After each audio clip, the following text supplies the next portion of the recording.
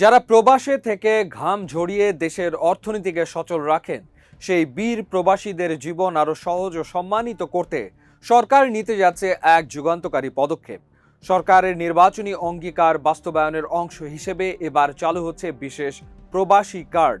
চলতি মাসের শেষ সপ্তাহে বিদেশগামীদের হাতে এই কার্ড তুলে দিয়ে আনুষ্ঠানিকভাবে এর শুভ উদ্বোধন করতে যাচ্ছেন প্রধানমন্ত্রী তারেক রহমান। রাজধানীর বাংলাদেশ চীন মৈত্রী সম্মেলন কেন্দ্রে এক জমকালো আয়োজনের মাধ্যমে এই কার্ড বিতরণ শুরু হবে। আজকের ভিডিওতে আমরা বিস্তারিত জানবো এই কার্ডে ঠিক কি কি সুবিধা থাকছে, কারা এই কার্ড পাবেন এবং সরকারের এই চমৎকার পরিকল্পনাটি কিভাবে বাস্তবায়িত হতে যাচ্ছে।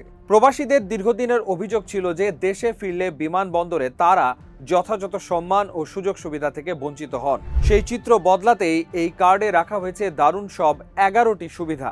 চলুন এক নজরে দেখে নেওয়া যাক কি কি থাকছে এতে। ভ্রমণ ও আবাসন ছাড়।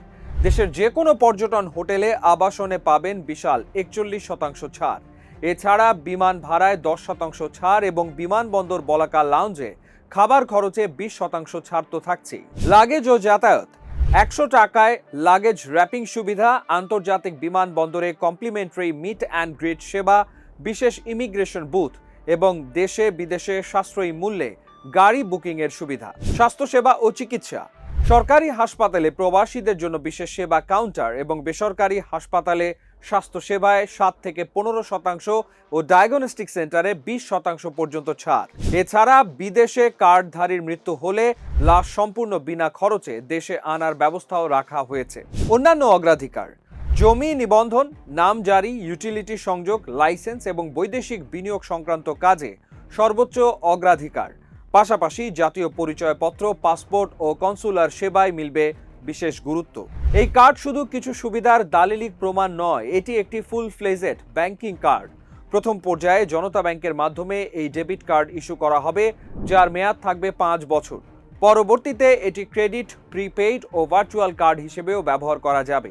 কার্ডটি আন্তর্জাতিক পেমেন্ট গেটওয়ের সঙ্গে যুক্ত থাকায় প্রবাসীরা খুব সহজেই বৈধ পথে দেশে রেমিট্যান্স পাঠাতে পারবেন।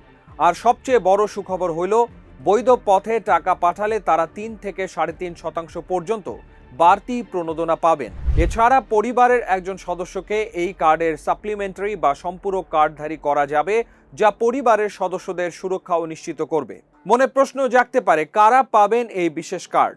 যারা বৈধভাবে প্রবাসে যাবেন অথবা বিএমইটির মাধ্যমে ছাড়পত্র নিয়ে কাজের ভিসায় বিদেশে যাবেন, তারা সবাই এই কার্ড পাওয়ার যোগ্য। ছাড়পত্র নেওয়ার সময় প্রবাসীর দেওয়া ব্যক্তিগত তথ্য স্বয়ংক্রিয়ভাবে একটি বিশেষ সফটওয়্যারে যুক্ত হবে। সেখানে আবেদন করলেই 2 থেকে 3 দিনের মধ্যে জনতা ব্যাংক কার্ড ইস্যু করবে।